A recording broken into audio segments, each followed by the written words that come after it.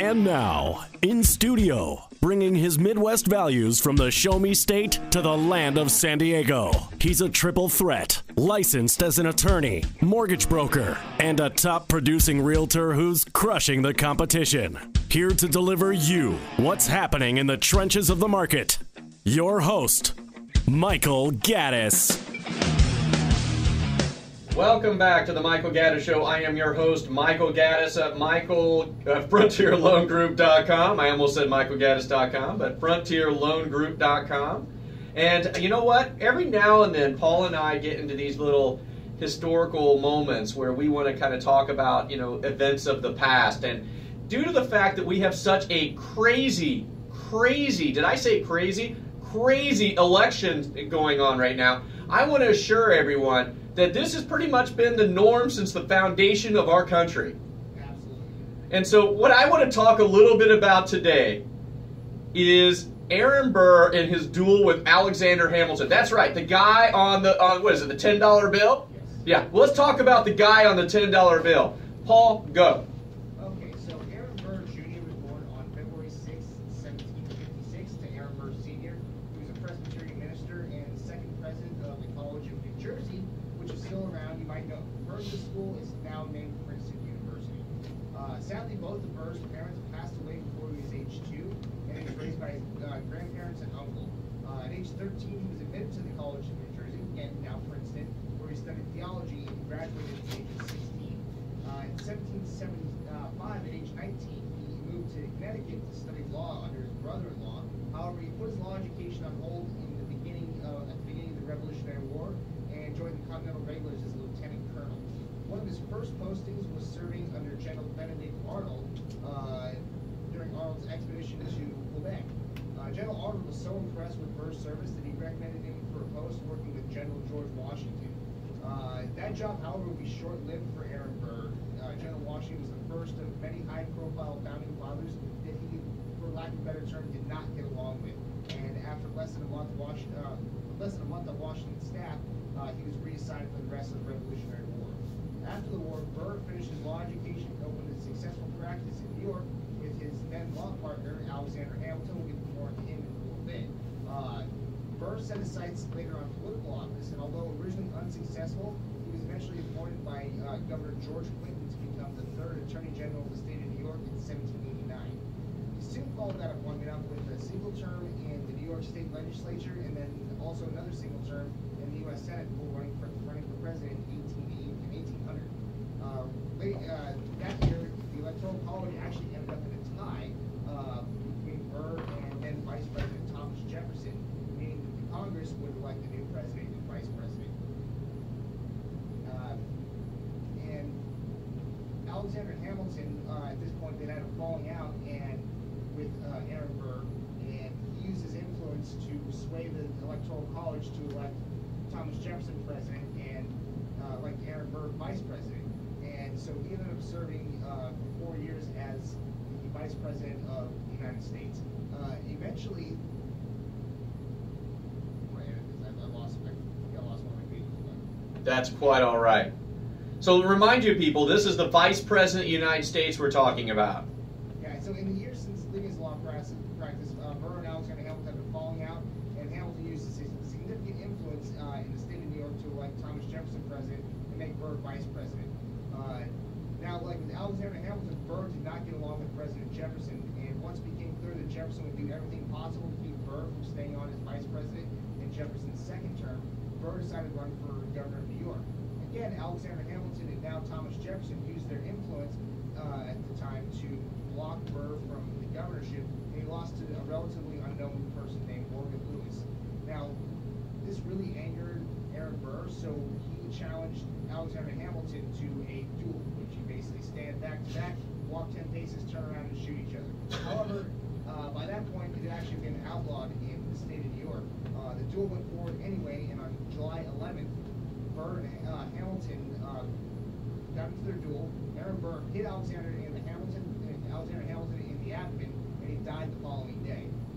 Burr, still the sitting vice president, was charged with murder and participating in a legal duel in both New York and New Jersey, and he immediately fled to South Carolina and the state of Florida.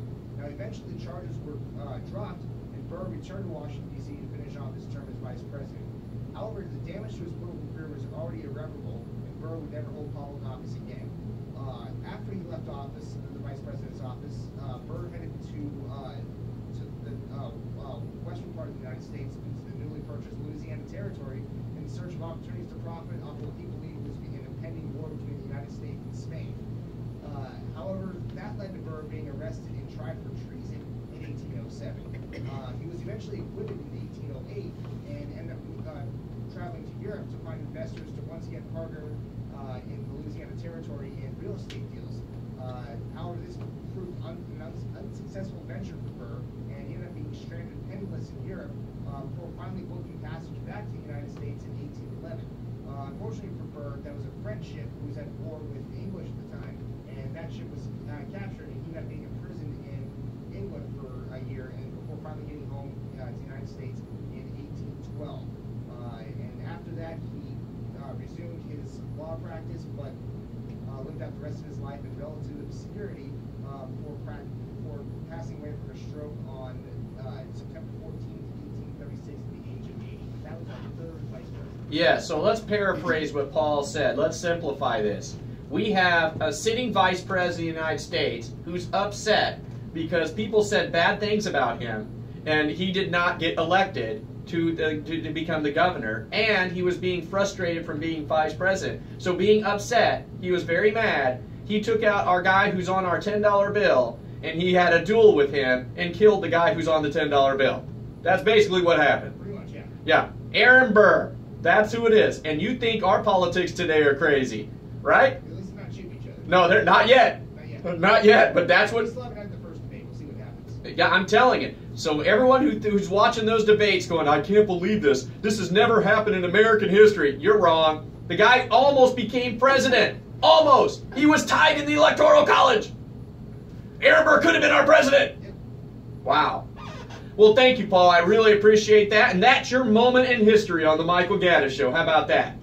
So anyway, we're popping back over here to reverse mortgages. And Monica's back here again with us. And the one thing we were talking about before the break and before our Aaron Burr little tangent there is that basically a lot of the homes that I visit, and I know that Monica visits, have a lot of deferred maintenance on them. When we go and visit a lot of these seniors and they're interested in a reverse mortgage, one of the things that I commonly see when I personally drive up, I see peeling paint, I see wood rot around the house. I see a lot of deferred maintenance, and I know that's probably something you see as well, is it not, Monica? Oh, for sure. There is always at least 2 to 3 items that I can see from the curbside.